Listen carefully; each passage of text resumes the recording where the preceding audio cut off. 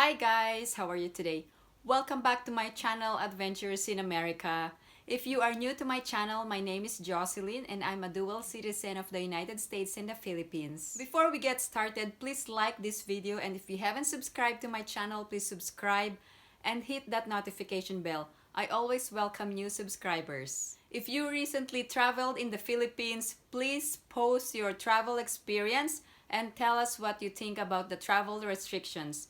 And also, if you have any other questions or comments, please post them down below and I will get back to you as soon as I can. Let's get started. Today we are going to talk about the travel experiences shared by our subscribers and posted in my comments down below. However, I'm going to remove their names for privacy purposes. So I'm just sharing what they've experienced and I want you to know what happened during their time.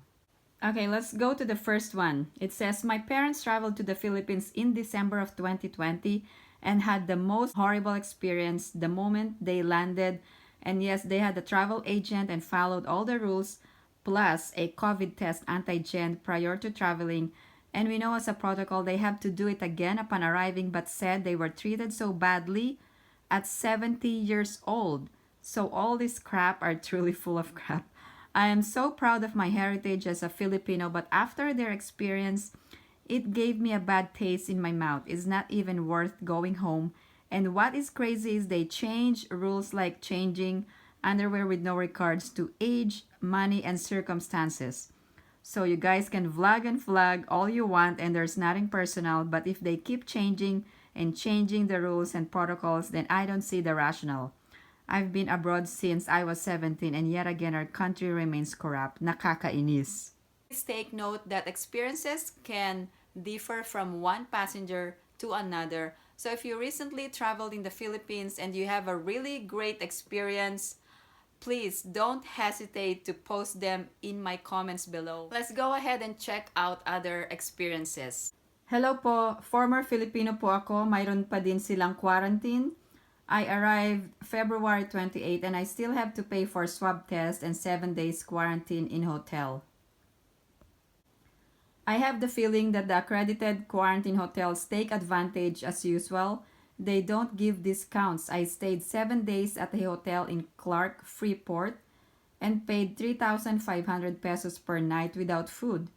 They had a 24 hours open restaurant and offered room service for 10% additional charge on their quite high food prices, as they didn't let me pick up the food at their restaurant and they didn't allow food delivery from outside.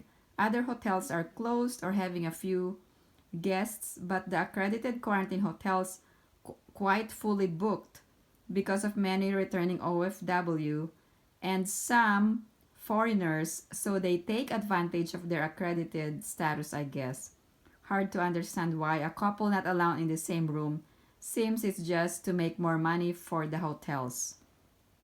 If you're going to book a hotel, please ask ahead of time. There's a way you can call them ahead of time and ask them about upfront costs, delivery fees or extra charges, and because it's hard to secure food without even going out to your room, and there's always additional charge for that service. We were forced to quarantine for 14 days in General Santos City. They wanted us to take a RT-PCR test, but because of the IATF ruling, they have changed it to a rapid antigen swab test. If negative, we can home quarantine for 7 more days. Hopefully, they will remove the home quarantine rules also. They did ask for travel pass and medical certificates. I hope General Santos LGU will comply with the IATF resolutions. We are like prisoners. We were fortunate. Me and my wife stayed in the same room in Manila and General Santos City. It's been a nightmare in Jensen. Manila was fine. We were free to leave our hotel and go out. I don't mind home quarantine because we are with the family. Let's see what the LGUs will decide. Usual provinces more strict than Manila even if they are under MGCQ. They put people up to 14 days in quarantine. I arrived on the 8th February at Clark Airport and had 7 days or 6 nights strict hotel quarantine. I got tested on the 6th day and got my negative result after 25 hours. Then I had to complete my 14 days at home quarantine in Manila. Rules here changing fast, so let's hope the LGUs in the provinces will not be too strict. Just traveled from NC to Manila yesterday, so I'm not really sure what NC means, or is it North Carolina or New York City? Anyways, in my Manila quarantine hotel presently, it was a lot of work and not cheap. This hotel we booked, on the main page of the website of this hotel, it said the meal were all inclusive, but found out the all-inclusive meal room is a more expensive room, which they are all booked.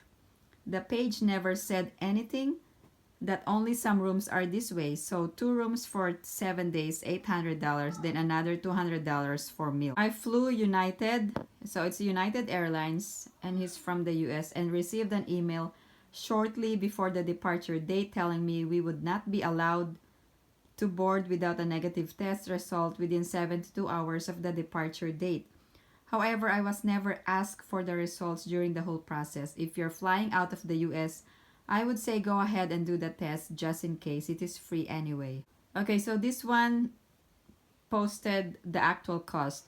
Just to arrive Manila, modest hotel, food, transportation, COVID-19 testing for 7 days, then traveling to South Philippines, burn 7 days, return out of country, COVID-19 test, 30,000 pesos before starting any reunion with Filipina wife and family.